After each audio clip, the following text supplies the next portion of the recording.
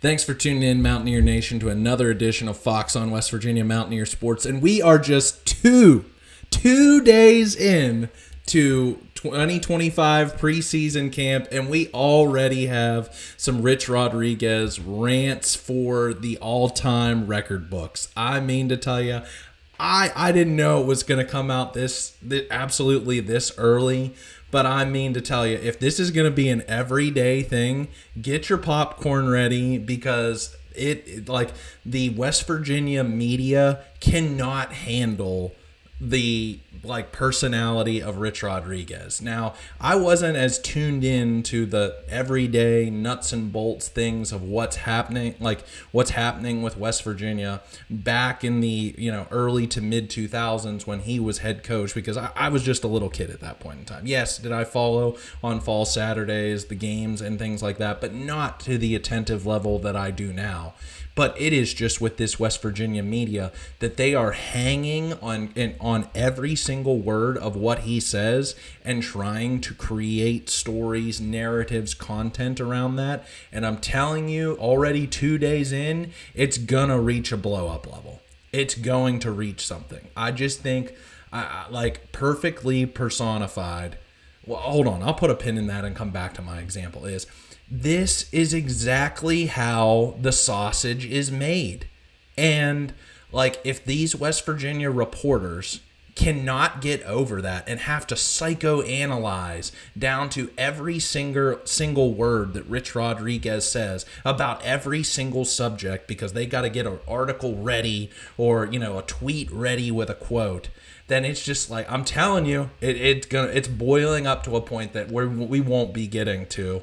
I think daily press conferences like that. I mean, can you just imagine, step out of the box? And I know that every day, working people, 9 to 5 people, or however hours that you work, if you had a press conference after you worked for 2 hours, I mean, man, if I had a press conference with, Carson, how'd you do on those emails and putting together postcards and stuff these days? Well, so-and-so didn't get back to me about feedback on something. Or, you work in a restaurant. It's the eggs were a little bit late to the order for today, so we're a little bit behind on some things. And, oh, man, then the media go and rush, and they got to make a story, front headlines, eggs were late. The cakes might just be a little bit behind schedule today. How is this going to impact, X, Y, and Z down? Oh my gosh. You just got to take the man for what, he means, not necessarily what he says. And that's the thing in the hyper overanalyzed media, social media landscape in which we live in the year of our Lord 2025. It's sometimes you have to just sift through the BS to get to actually what's happening and what's meaning. And at the end of the day, this goes back to the entire theme that I've been saying since he started back in December. And this is where now the rubber is meeting the road. Oh, it was fun and games and happy-go-lucky in the spring with spring practice. And now the frenzy, the nervousness, the stress, and everything, again, that is perpetuated by the West Virginia media, is because we didn't have a televised spring game. We didn't have a Big 12 media preseason poll. We didn't have any depth charts printed. Everyone is just so nervous about oh my gosh, what is this team going to be? What's it going to look like? That again, if the offensive line or something, has tummy aches after lunch because they have an after lunch practice or something, and Landon Livingston's 5 minutes late to practice or something because he was on the John. Oh my gosh, is he ready to be a day one starter for this 2025 team? Pump the brakes, everybody. Pump the brakes. Do you trust, ultimately, in Rich Rodriguez and his staff? And now, here's where I will kind of begin this video to talk about is he has to, already started, but again, in the spring, but with so many transfer portal additions from the spring to the summer, this is phase 2 of what was started in the spring, is changing over from the Neil Brown trust the climb culture to now his hard edge culture. And it's not going to be pretty. I would rather him come out here and say, 2 guys out of our running back group couldn't finish practice because it was so hard and everybody was puking. Or, we're trying to work these, and I'm trying to find guys out of the transfer portal because I'm sure there's going to be a bit of a weeding out process. I would not be surprised, to hear if like 1 or 2 players, mysteriously quit or just something or other. Like in the military, or in a very highly intensive, like training program or something, like academically with college students, you have to show that you can hack it. And he clearly has a decades-long standard, and he is now seeing with these 117 players that he has who can hack it and who necessarily can't. Who's in it for the NIL paychecks and the, I'm a Division I college football player and, taking advantage of all the free education and free housing and free food. That's why you went off on about how society is too soft and all of that. And why does this sound so, familiar or similar to a beloved figure who, recently had a fall from grace, but it's like, man, that feels like that was only 2 years ago, but it seems like eons ago. This is Bob Huggins. This is exactly, for the people out there who are, watching this video and they're getting their firsthand look in the first, Rich Rodriguez experience.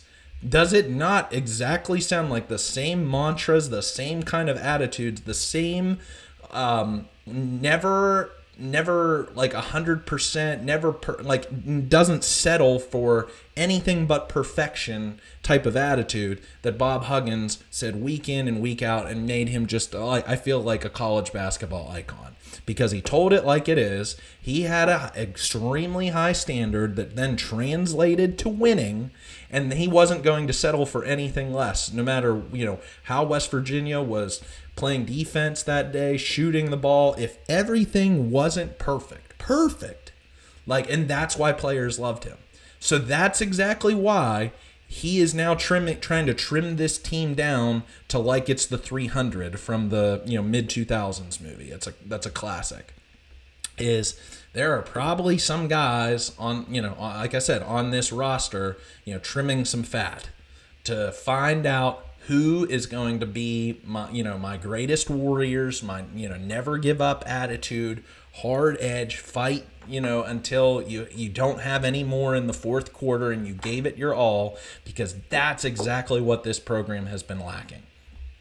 Whenever Neil Brown, and this is one of the things I feel like initially, we don't need to track all of the history of Neil Brown in this program, but one of the signature moments in the Neil Brown era was when he said, coming out of training camp in 2021, that Jarrett Deggy was West Virginia's most improved player for the 2021 team. And what did he do? But came out in week 1 and threw 3 pivotal interceptions against Maryland in a game that still haunts me to this very day. And that is where a lack of credibility and lack of, I just feel like it puts into question then everything that you're doing from a day-to-day standpoint. It's saying, if that is your most improved player, then I'd hate to say you're least improved player, because what are you doing during your practices? Are you even working those guys out?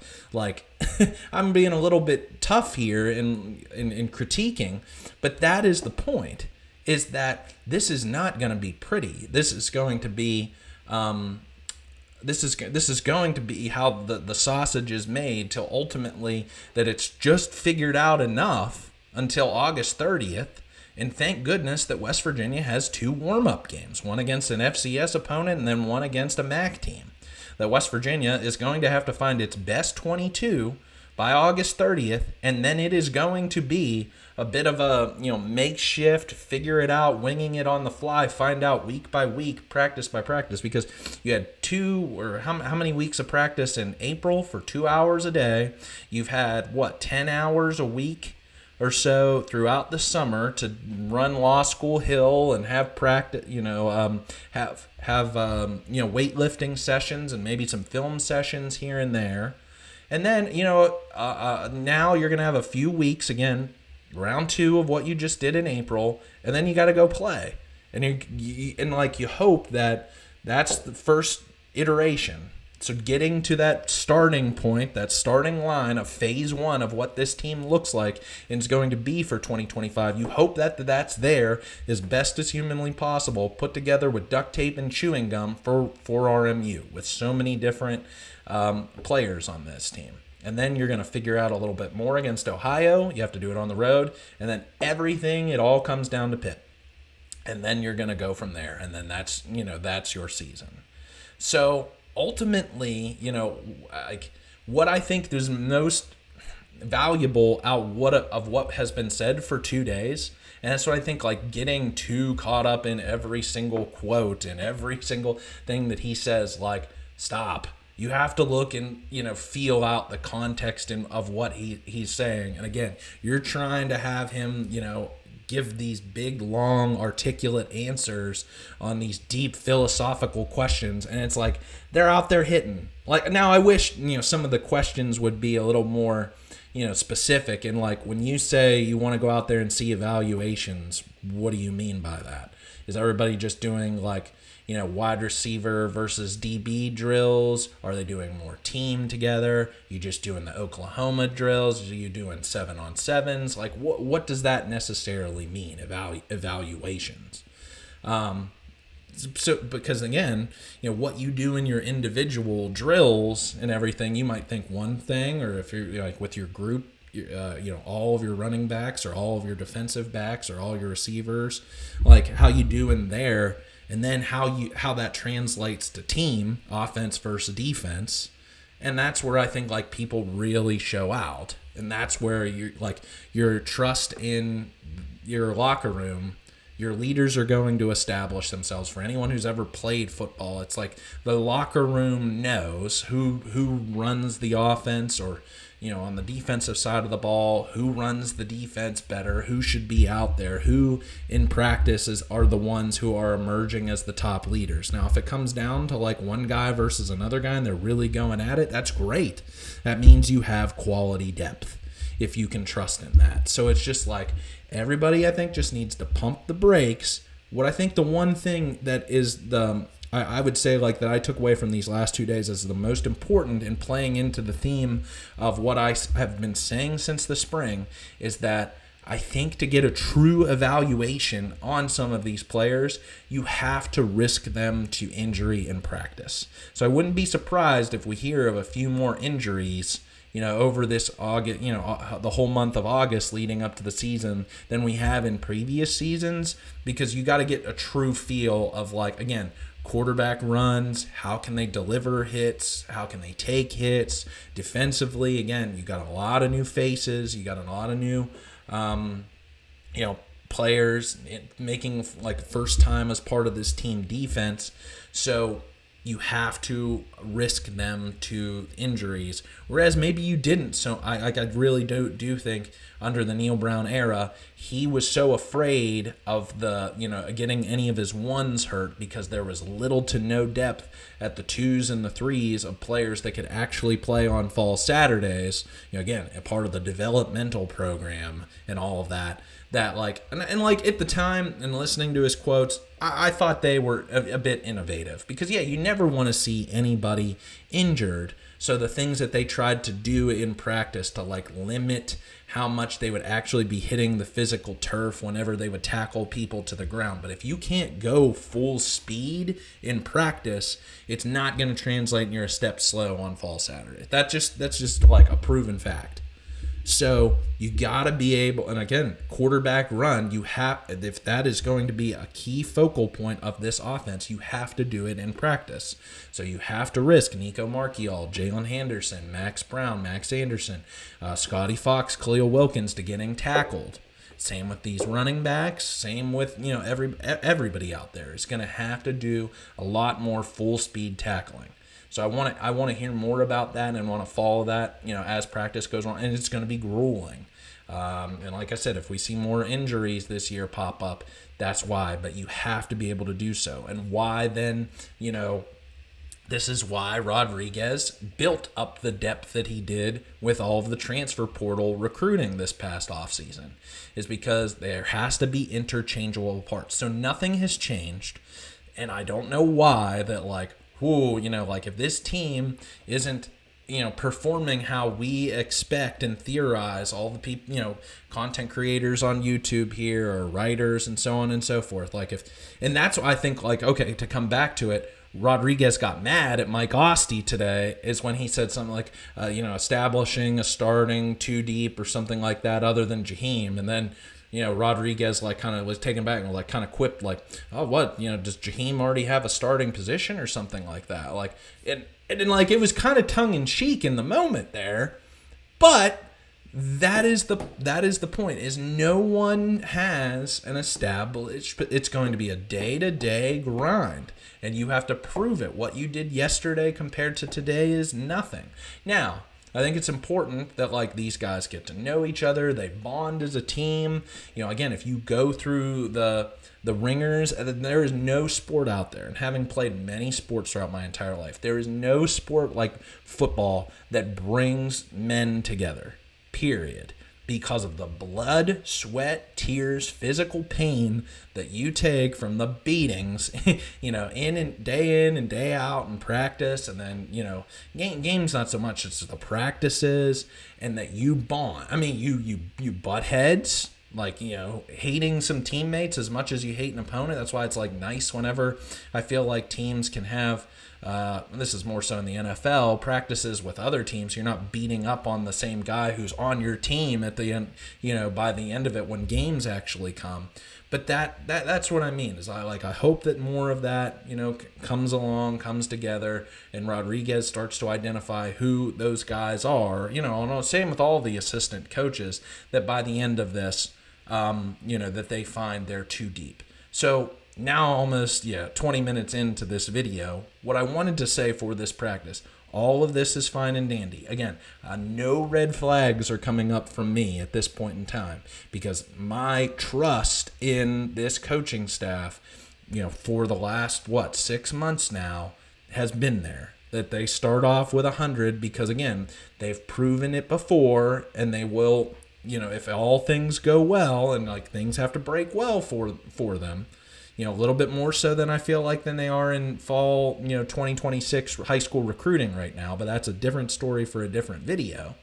But ultimately, if you trust this system, trust in what they're doing, it will pay off, because we know what we have seen when players were, I don't want to say empowered under Neil Brown, and he was afraid of them hitting the transfer portal because West Virginia wasn't keeping competitively enough in NIL resources, or all the different reasons out there that have been and talked about for over years. But what I really do hope by the end of this preseason camp, when they're walking into the first week of prep for RMU, the home opener, is I do hope that 5 emerge along the offensive line that you're comfortable with to go into that game.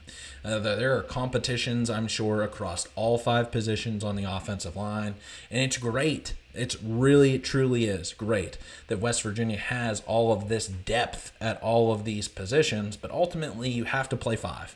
You have to play 5 when the first offensive series starts out there, and who are those 5 going to be? Because I think that is the cornerstone of what's going to happen for this entire season, good or bad, is how this offensive line performs. Second, and this is part of the game, but this isn't part. part of like actual production in the game is communication in the secondary. Again, I've gone back and I've watched so many games from 2024. Is that is what really killed West Virginia's secondary. And now, in addition to Garnet Hollis Jr. and Dantes Fagan just being absolutely terrible, injury to Aubrey Burks throughout the season, some of these reasons why, but the communication. I'm very curious if we're going to get any details from Zach Alley, or it's going to be hush-hush up until the start of the season, whether we're going to see more man coverage or we're going to see more zone coverage or matchup, matchup zone. I'm kind of curious to know more about how the secondary is going to cover, but letting the corners know the responsibilities of the safety, and when you have multiple men in your zone, who's got who. If you've played defensive back, again, there's got to be some trust there between a corner, if you're playing zone coverage, especially letting a player go, to the other, if that player in the other zone is going to be capable of covering that guy. And what happens if multiple people cross into your zone? Who's responsible for whom? It's almost like zone defense in basketball, if you're a little bit more familiar with that versus football. And that the communication between those guys and the safety in the secondary have to be there. So I'm looking at Gabe Franklin, I'm looking at Rod West, Zach Alley especially, getting Henry Weinrich, the Nichols. I can't believe West Virginia has a Nichols coach. That's so hilarious to me. But this communication between the cornerbacks and the safeties, holistically in pass coverage, has to be so much better this year. And I want that to be proven, throughout the month of September. Or do these guys know how to communicate to each other of who's covering who, especially if West Virginia is going to be multiple in its blitz packages, and they're going to be so aggressive. That secondary has to know what each guy's responsibility is, and they're working harmoniously together. Third, I don't want to say I'm questioning anything, but I'm really throwing this out there because this is something that I'm going to be watching personally. And this might be a recurring narrative as we go throughout the season. Is Jaheim White healthy, motivated, ready to rock and roll? We didn't get a lot of news story about this, but I think there was a lot of downtime for Jaheim in the off season to think. And again, the more you're psychoanalyzing your better FOBO is what they call fear of better options out there. If he was wholeheartedly out on West Virginia and wanting to transfer, if Chad Scott was out the door, then he sticks around for a time. Then, after the transfer portal closes, he takes that job at Texas. So then he goes through spring camp. Noel Devine's in there taking pictures with him in the locker room, but he's not healthy, so doesn't go through a full spring season. But now he's coming out yoked, ready for spring, training camp. I don't know.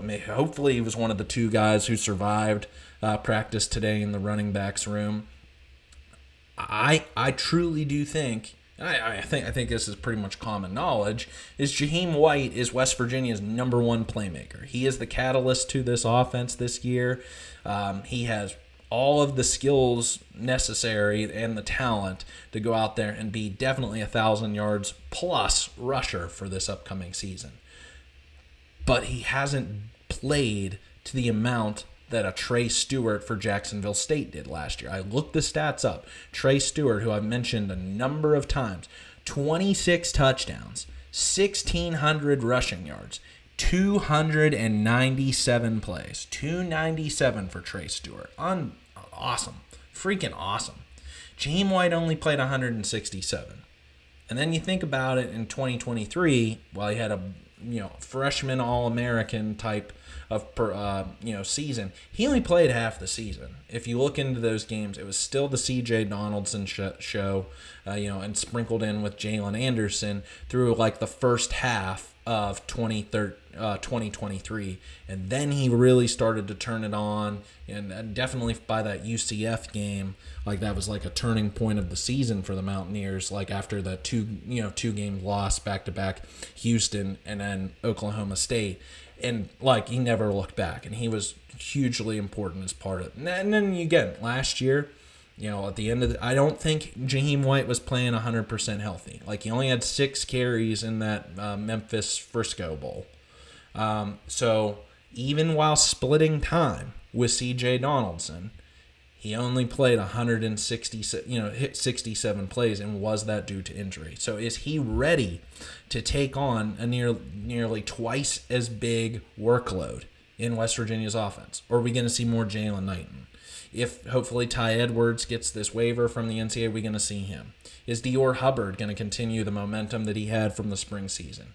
I'm not questioning Jaheim White's talent, attitude, want to, everything. Like, truly do. I think this is going to be a banner year for Jaheim White.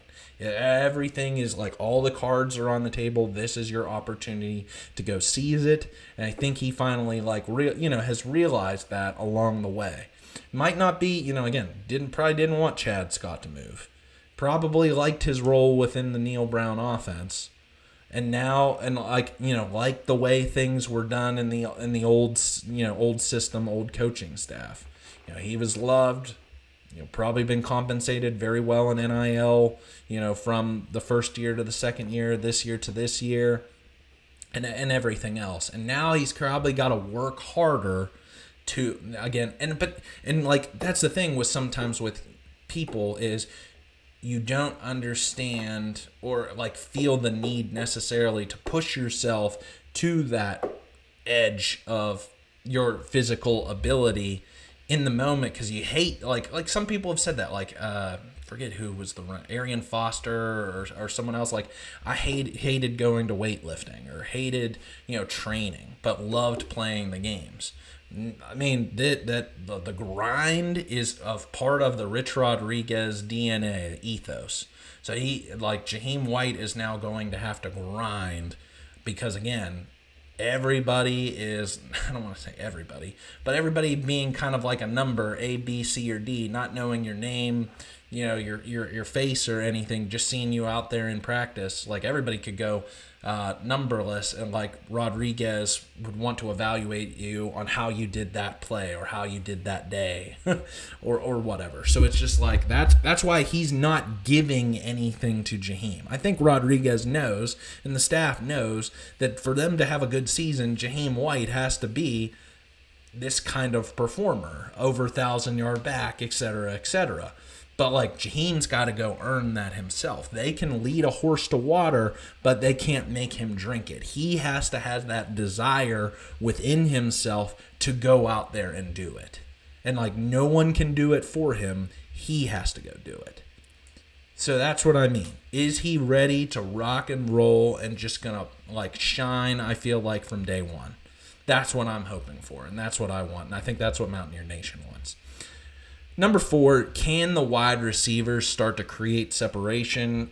I think this was a trend throughout the Bilal Marshall era, that, up and coming, high energy, good looking guy with a nice smile, good recruiter down in the state of Florida, but like actual proven results by the wide receivers, like I think left some things to be desired. Now, Hudson Clement came out of nowhere as a walk-on to a guy that had over 800 receiving yards, was a bona fide wide receiver 1 in this offense, and, coming up. Traylon Ray had his moments. I think Rodney Gallagher, hopefully this is his breakout year finally. But one thing that's really, I think, just stuck with me for these last few seasons, and really the whole Neil Brown era, because we haven't had wide receivers like David Sills and Gary Jennings and Marcus Sims since 2018, when all 3 of those guys were in an old gold and blue uniform. Can these wide receivers create separation? There's 3 ways to create separation. 2 are because of the offender. 1, you're faster. 2, you run better routes. Or 3, the defensive back falls down. And so, can you create that kind of separation? From what I've heard from people who play in the video game, it's really hard to play with West Virginia because their wide receivers can't create separation. It's a video game versus reality. But that's what I hope for in this offense, because as I talked about in my offensive preview a couple of weeks ago, is that West Virginia's offense, if it's phase one of this offense is going to consist of read option run with the quarterback, read option run with the running back, bubble screen, and then pop pass down the sidelines to a Cam Vaughn, Jaden Bray, etc. Then those guys got to create separation when they get the opportunities to do so. And that's what I'm hoping that we see more of in 2025. And who are those guys to be able to go out there and do it? And the way they have to show it is through practice. Don't care if you're Logan Ramper or if you're Cam Vaughn. You have to be able to show it in practice, and that's how you're going to be able to do so. So that's why, man, I'm a little bit nervous, especially for Jamori Robinson. Every single day that he's not out there with the entire crew, and this is just, again, the incompetency of the NCAA and their distaste for West Virginia, and they're never going to throw West Virginia a bone, is they'll hold out until August 29th to give Jamori Robinson a waiver. They don't care. But I hope that he, can get one to get on the field, to practicing on their own. What is that? Are they off on the corner, jumping rope? Or are they running law school hill more? That sucks. The fact that they can't even practice, you still, if you don't have this waiver, you can't even practice with your team. That is terrible. That's truly terrible. I hope that he can get onto the field. Same with Jeff Weimer, Justin Harrington, and Ty Edwards. It sucks that those guys, all four, their eligibility is in limbo. I hope that they can get out on the field as soon as possible. But it just sucks, most importantly, for Robinson, given how important he is for this defense. And then last but not very least, especially, the number one video, the number one question that I feel like is going to be asked was today, tomorrow, for, again, like he said, until 202, first offensive series, about the quarterback. I understand. And this, again, you have to see through the BS sometimes with the coach speak out there. And Rodriguez will be, direct and flat out and tell you, I don't mean to say coach speak here or something like that, but he's keeping it very tight to the vest on every single player until it finally happens. And if they agitate him, the media, I cannot wait until he just, we don't get so happy-go-lucky, folksy kind of attitude of Rodriguez that it starts to get, again, mean or nasty or something or other about the quarterbacks. And where I still, it's gonna come down to Nico Marchiol and Jalen Henderson. It's going to come down between those two players, y'all. And for Marchiol, the consistency has to be there. The right reads on the read option run, more accurate than Henderson in the passing game, showing an advanced rapport with the wide receivers. Now, there are only a few from last year's team that are still on this team, but just that veteran, experienced leadership, this is his moment. He's a fourth-year player now, y'all. Fourth-year guy. Go out there and show it. Act like it. Who's been a part of this program. And, of course, not turning the ball over. No fumbled snaps. No interceptions.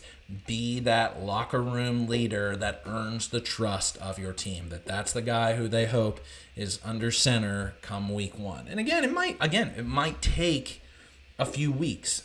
RMU, Ohio. I hope not to the point of the backyard brawl that you can settle finally on one, but that's I'm okay with it being we're gonna try and figure while still winning. We never got to see that.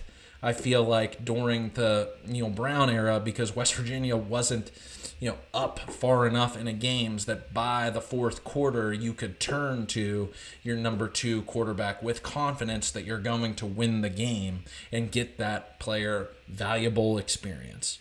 But for Jalen Henderson, I think it's even harder. He has to do all those same things that I said that Markeyall has to does, but include some of those wow plays out there, showing off his speed and athleticism that perhaps Markeyall may not have. Like seeing both of them, again, watched back Texas A&M's game against LSU a couple of years ago where A&M went against Jaden Daniels led LSU team, and Markeyall again has flashed in moments.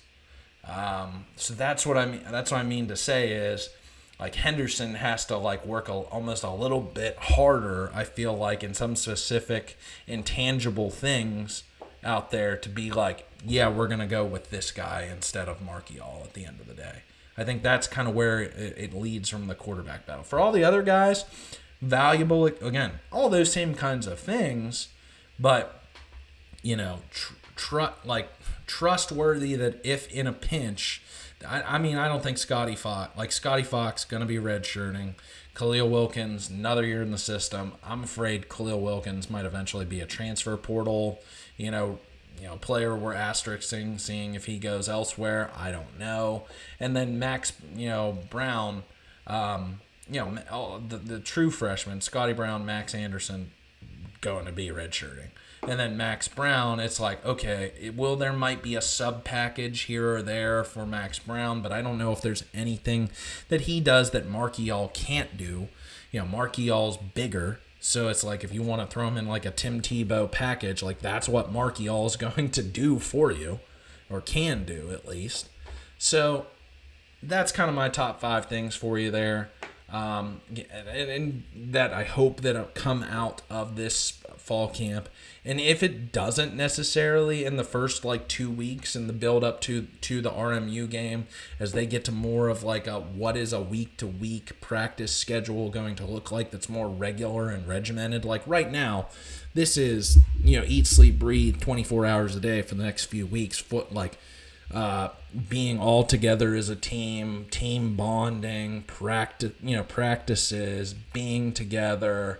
Like this is where the camaraderie and the bonding really does happen. So I think everybody just needs to step back a little bit and let the cooks who are, the cooks in the kitchen do that. Let the sausage be made. I'd rather it be honest that some days are better than others. We look bad today. We're gonna look better tomorrow. I like this. I didn't like that, etc., etc. And be honest. Then tell me, yeah, everything is good. I'd rather don't be a yes man. Don't just try and please the audience because you're scared of your job security.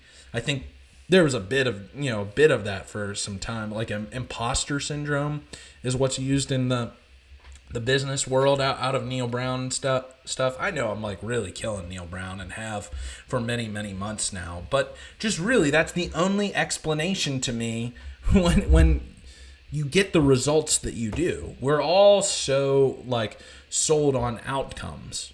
We have to know, again, what is your too deep because of what you read in your Lindy's magazine. We're so, and then evaluate, okay, well, that's the best offense of West Virginia versus all of its different. Play the season out on paper. It's being done everywhere.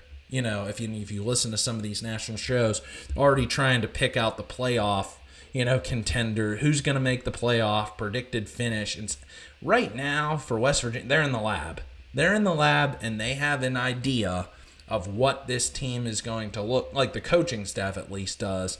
And now the coaches got to understand how to all work together. The players have to start working together and all cohesively function as one.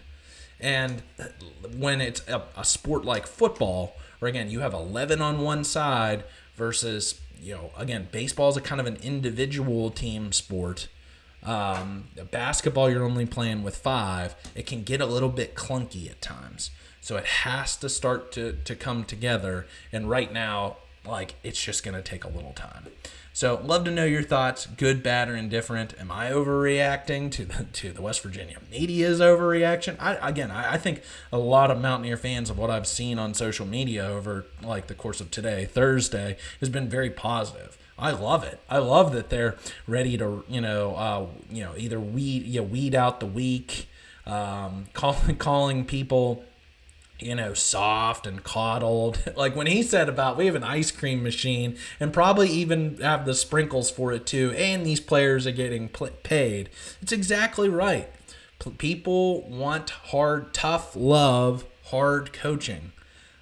Because if that's what's going to make them better. Now, Gen Z kids of today haven't gotten that as much as previous generations out there. So, this is the Rodriguez tough love personality coming to, a cast of players, for the ones that were returning or from elsewhere who haven't been exposed to this type of a personality before. And I freaking love it, and I'm here for it. So, leave your comments here on YouTube. If you've liked this video, please like it so more Mountaineer fans can see it across YouTube. And love to have you subscribers my channel as we gear up for the 2025 kickoff to this football season. Tell your friends, tell your family, tell your dog that I do this each and every week. Not going to be doing it next week, unfortunately. I know we are in the thick of, preparations for football. We'll be traveling outside the country this week, so I'll be back. Maybe, who knows? Maybe if on a beach, you'll be seeing me making some video with my cell phone uploading to YouTube because we have some news to break. But anyway, I'll be back, y'all. And then, of course, bringing you the pregame shows every single Friday, postgame shows on Sundays, locked and loaded, ready to go. So spot the ball. Let's go. Hail West Virginia.